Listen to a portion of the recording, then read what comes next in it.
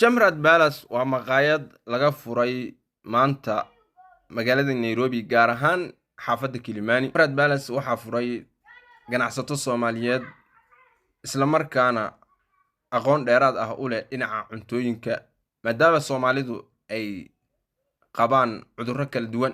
Jamrat Palace ayaa laga furay ka soo horjeedka Adlife amaba dhismaha ku dhegan Yaya Center. Jamrat Palace waa maqaayad gudaheeda markaad gashid aad la asqaraarayso, cuntooyinkeeduna ay yihiin cuntooyin kala duwan isla markaasna jeebku uu dhiibi karo, qof walbana wixii ku filan ayay ku gadanaysaa, lacag ay ku qanacsan tahay. Jamrat Palace waa maqaayad hadda ka hor ayadoo kale aan laga furin magaaladani Nairobi. waa maqaayad ayadoo kale aan laga furin Kilimani amaba gaar ahaan magaalada Nairobi.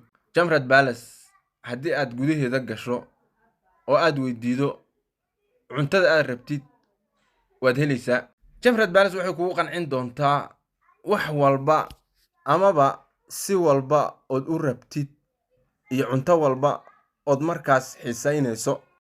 cudurkaad doonta qab, laakiin Jamrat Palace waxaad ka helaysaa cunto aad ku qanacdo dhadhan ahaan iyo tiro ahaan intaba. Jamrat Palace waa maqaayad cusub, laakiinse waxaa furtay dad khibrad u leh aadna u fahansan Soomaalida iyo gaar ahaan dadkan aan ku dhex noolnahaba. Jamrat Palace waa maqaayadii koowaad ee nuucooda kale weli aan laga furin magaaladani Nairobi, gaar ahaan xaafadda Kilimani ka soo horjeedka Adlife Plaza. Jamrat Palace waxay looga imaan karaa ama laga soo booqan karaa qayb walba oo ka mida magaalada Nairobi. hadday noqon lahayd Kileleshwa, hadday noqon lahayd Westland, hadday noqon lahayd Parkland, hadday noqon lahayd meesha la yiraahdo Langata, hadday noqon lahayd Lavington, iyo hadday noqon lahayd Karen intaba. Isli waa looga imaan karaa iyo weliba meelo kaloo kala duwan intaba.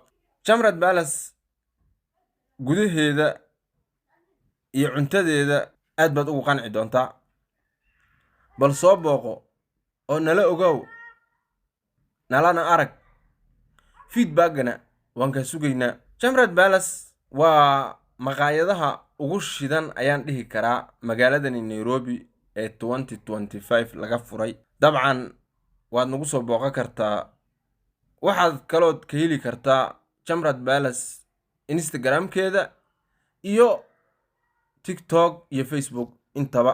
waxay leedahay qayb delivery free ah. soo dhawaada insha Allah. Salaamu calaykum.